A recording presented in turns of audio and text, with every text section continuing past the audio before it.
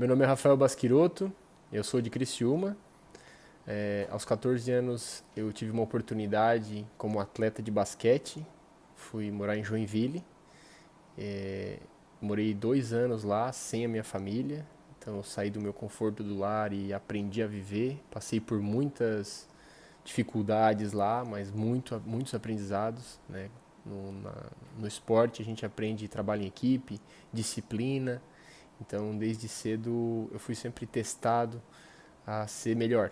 E no esporte tem a competitividade. Depois dessa minha experiência em Joinville, voltei, fui fazer administração, a faculdade de administração da universidade em Florianópolis, onde me formei em administração. Lá aprendi a teorias gerais da administração, recursos humanos, finanças, todos os setores da administração. E desde logo da primeira fase, eu já me senti muito incomodado pelo fato de estar aprendendo administração com pessoas que tiraram isso dos livros e não de vivências próprias, não de experiências próprias.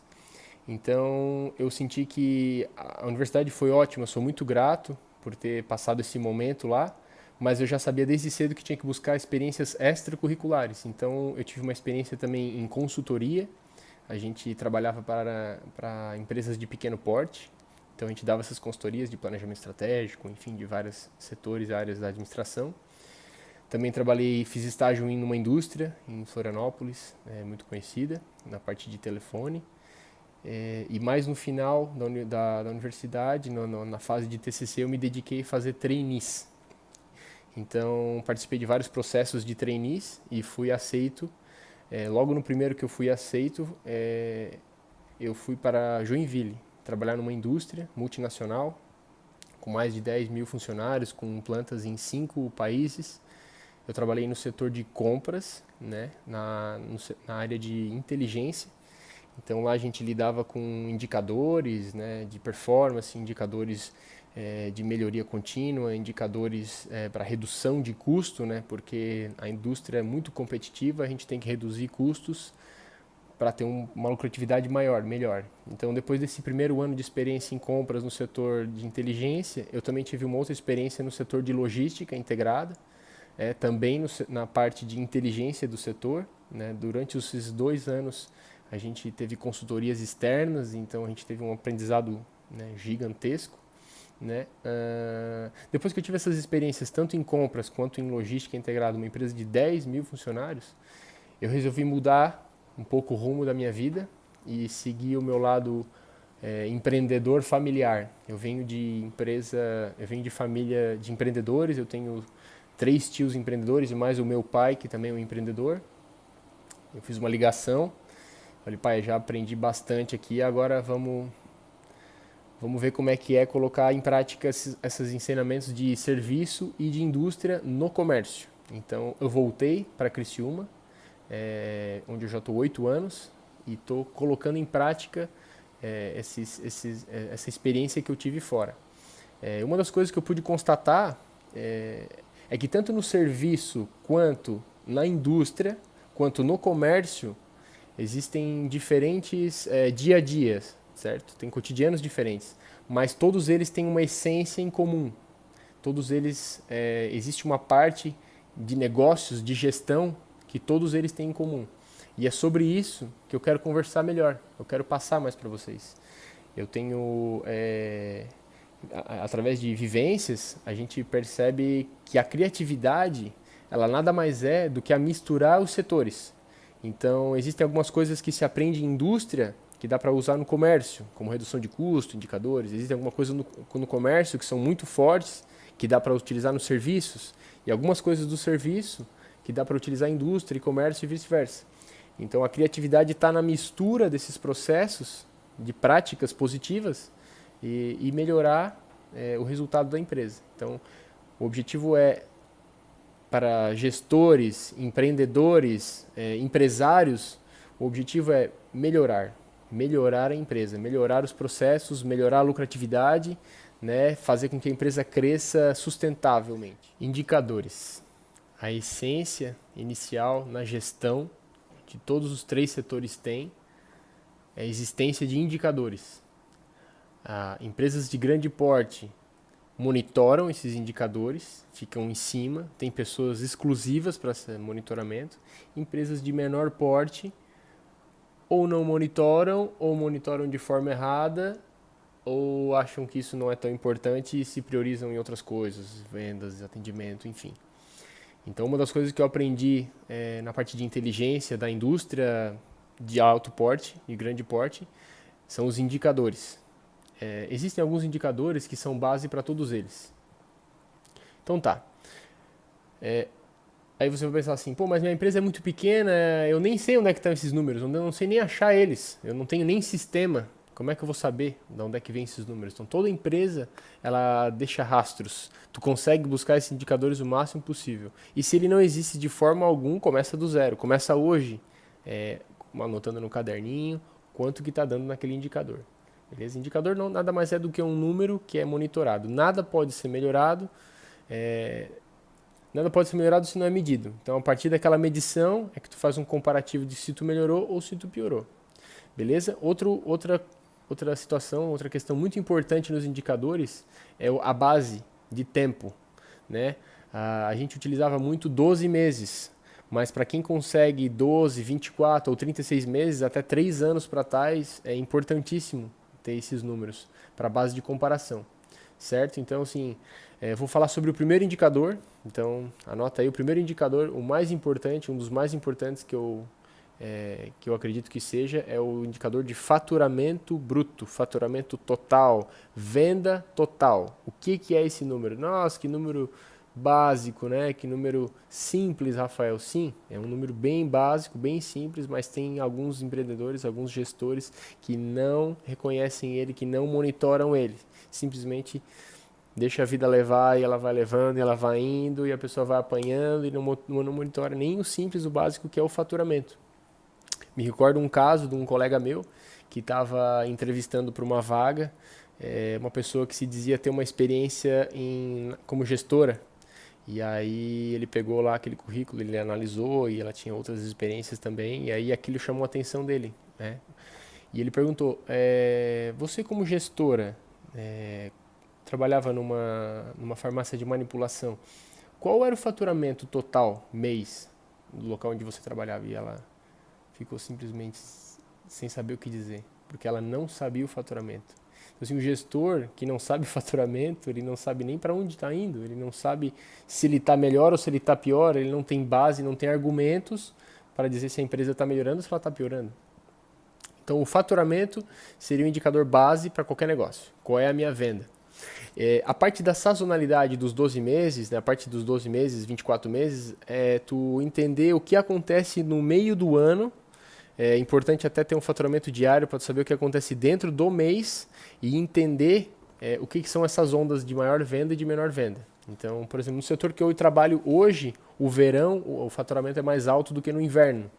Ou seja, eu tendo esse conhecimento prévio, quando o verão vai começar, eu já sei que o faturamento naquele mês de janeiro, por exemplo, vai ser um faturamento bem alto. Então, eu vou ter mais trabalho, eu vou ter mais entregas, eu vou ter mais venda, eu preciso de mais pessoas, eu preciso de mais recursos, eu preciso de mais energia, eu preciso de maior dedicação, eu preciso de maior comprometimento, trabalho em equipe, eu vou precisar muito mais esforços da equipe para manter esse faturamento alto. Por outro lado, quando eu chego num alto inverno, em questão de junho, julho, que eu já sei que meu faturamento cai bastante, esse é o momento de dar as férias, esse é o momento de eu me preparar, o dinheiro que eu faço caixa em janeiro eu guardo para o inverno, que eu sei que vou ter menos caixa, eu sei que vou ter menos venda, eu posso dar férias, eu posso diminuir meus serviços de terceiros, eu já sei o que o mês me espera. Quando eu chego no mês, no dia 1º de julho, no 1º de agosto, eu já sei o que aquele mês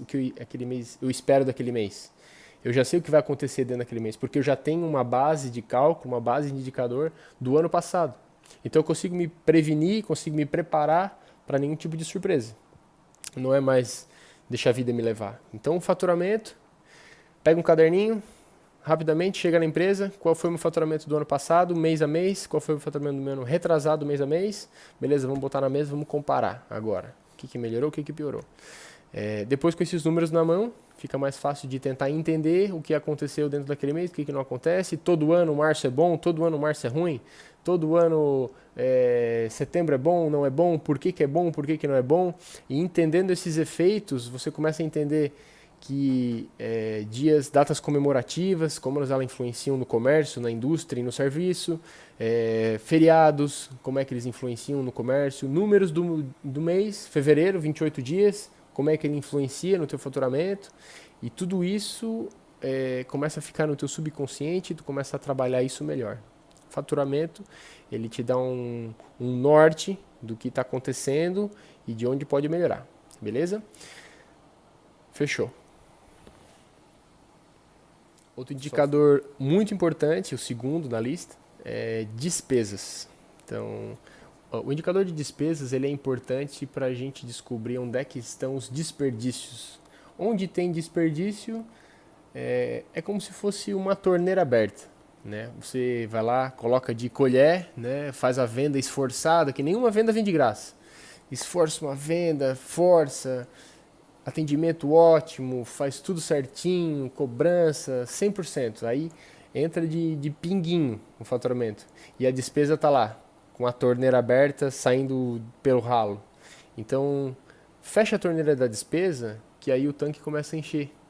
Aí o fluxo de caixa começa a melhorar, o capital de giro começa a melhorar, tu pode investir em estoque. Com dinheiro na mão é muito fácil. Tu pode comprar estoque, tu pode investir em pessoas, tu pode investir em treinamento, tu pode abrir uma filial, tu pode, enfim, produto novo. Com dinheiro na mão é muito mais fácil. Quem não tem esse dinheiro na mão tem que fazer o que dá para fazer. Então, fechar a torneira da despesa é uma das estratégias mais importantes.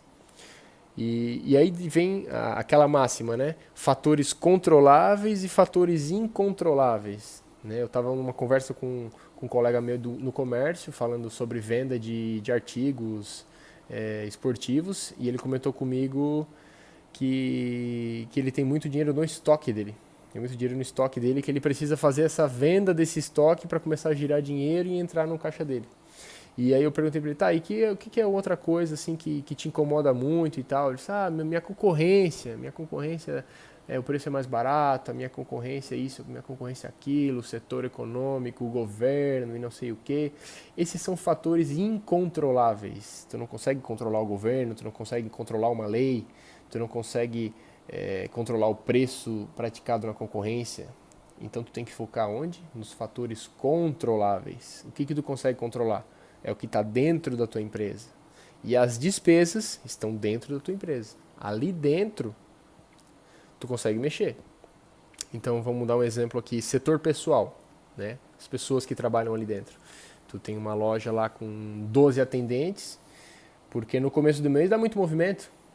Só que a partir do momento que tu percebe que o faturamento é maior no começo do mês, tu precisa ter aquelas pessoas, e ali no final da segunda semana, início da terceira semana, o faturamento despenca, ainda assim tu tem que ter aquelas pessoas lá dentro, porque tu não pode simplesmente botar pessoas e tirar pessoas dentro do mês. Então qual que é a sacada ali? Melhorar o faturamento na terceira semana. Aí tu já vai ter um custo fixo. Ou melhorar os processos para ter apenas menos pessoas no início do mês, 10 pessoas. Enfim, há várias formas de diminuir a despesa do setor pessoal. Há várias formas de reduzir o desperdício, de buscar um calçado, de buscar de limpeza, de manutenção de computador, de manutenção de rede, enfim. Faz uma listagem de todas as despesas que tu tem, controla todas elas, né? E aí é importante fazer grupos de despesa. Esse é o grupo do setor pessoal, esse é o grupo da manutenção, esse é um grupo de despesas financeiras, juros, banco, taxas. Esse é o grupo de, enfim, material de expediente. Então tu faz grupos de despesa e aí começa a fazer o comparativo com o mês anterior para entender onde é que estão as oportunidades de melhoria. E um outro aspecto importante é tu entender na concorrência, ou nos colegas, ou em setores parecidos, como é que eles gastam aquelas despesas também. Que às vezes ele tem uma ideia boa, né? Um setor de calçado é muito semelhante a um setor de venda de roupa, que é muito semelhante a um setor no comércio no geral. Eles têm várias coisas em comum. Então assim, como é que tu faz na tua internet, como é que tu faz no teu ar-condicionado, né? Às vezes um investimento num ar-condicionado já reduz bastante a energia elétrica, como é que tu faz na manutenção dos carros de entrega, se tu tem alguém que te consegue fazer um bom custo-benefício. Então, assim, controlando as despesas, a gente vê excelentes oportunidades, mas precisa focar nisso. Primeiro precisa monitorar isso e depois precisa focar nisso com um plano de ação. Então, as despesas, ao longo do ano, acompanhando a sazonalidade, quanto mais conhecimento tu tiver delas, menos surpresas tu vai ter e mais oportunidades de melhoria, de redução de custos vão aparecer. Tá certo? Um terceiro indicador, o indicador de ouro, que todo empreendedor, todo empresário deve acompanhar, é a lucratividade. Então, assim, qual foi a lucratividade desse mês? Né? O que eu vendi, menos o que custou, menos as minhas despesas, o que sobrou? Aí vai perguntar para um empresário, ele vai dizer que sabe quanto que ele ganhou. Então tá, ele abre a gaveta, cadê o dinheiro? Pô, achei que eu tinha ganhado 3, 5, 10, 12, 20, 50. A hora que eu abro a gaveta, cadê o dinheiro? O dinheiro não está aqui. Então, assim, o indicador de lucratividade, ele te instiga a entender como tu vai chegar nesse número da lucratividade. Que ele é um número que às vezes parece simples, mas muita gente não sabe nem quanto ganha por mês. Porque às vezes o dinheiro do lucro está no estoque, ele virou estoque. Tem muitos setores que não fazem balanço de estoque no final do mês, porque um balanço tem um estoque muito grande e vai gerar muito tempo e tal, e deixa para o próximo mês. Eu acho que eu devo ter ganho mais ou menos tanto, mas não tem certeza de quanto ganhou. Então a lucratividade ela é um indicador muito importante e primeiro existem várias formas de entender, de chegar nesse número de lucratividade. O importante é tu aprender uma delas, chegar lá e medir sempre da mesma forma. Medir sempre da mesma forma. Depois você constrói essa base de 12 meses, de 1 ano, de 2 anos, 3 anos e depois sempre acompanha ela. Então, a lucratividade ela te dá esse indicador de saúde financeira, de que se tua estratégia de venda, se tua estratégia de negócio está indo para o lugar certo ou está indo para o buraco. Porque uma coisa é certa, estabilidade não existe. Ou tua empresa está crescendo ou ela está caindo. Não tem como ela ganhar sempre lucratividade de 5 mil todo mês, o ano inteiro, por 10 anos. Não tem como. Ou ela está crescendo ou ela está caindo. Então, o indicador de lucratividade ele é exatamente isso. É a saúde financeira dela. Lógico, misturado um pouco com o capital de giro, com fluxo de caixa, e ali tu tem a saúde financeira, mas o que eu digo é assim, ela é um indicador de se ela está indo para a direção correta. A empresa está indo para a direção correta? Quanto que você ganha por mês? Isso está registrado? Estás acompanhando? É isso. Coloca a lucratividade como um dos indicadores importantes e que a gente vai chegar lá. E aí eu vou dar aqui alguns outros exemplos de indicadores. Eu dei esses 3, que eles são gerais e servem para qualquer negócio, mas existem várias formas de indicar o caminho que a empresa está tomando. Então, não existe uma regra, né, mas tem pessoas que fazem um indicador de quantos clientes elas têm, quanto mais cliente, melhor. Tem empresas que fazem faturamento por cliente, clientes que desistiram de uma compra, que desmarcaram um atendimento, indicador de despesa total sobre faturamento, enfim, indicador. Existem várias formas de indicadores. Eu falei dos gerenciais, macro, né?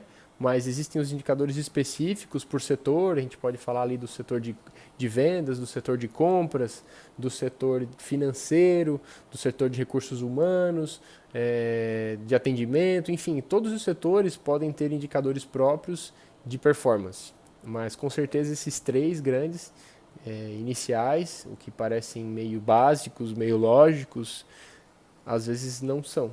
Então às vezes parece algo simples, mas não é tão fácil de chegar nesse número se tu não tem um conhecimento básico.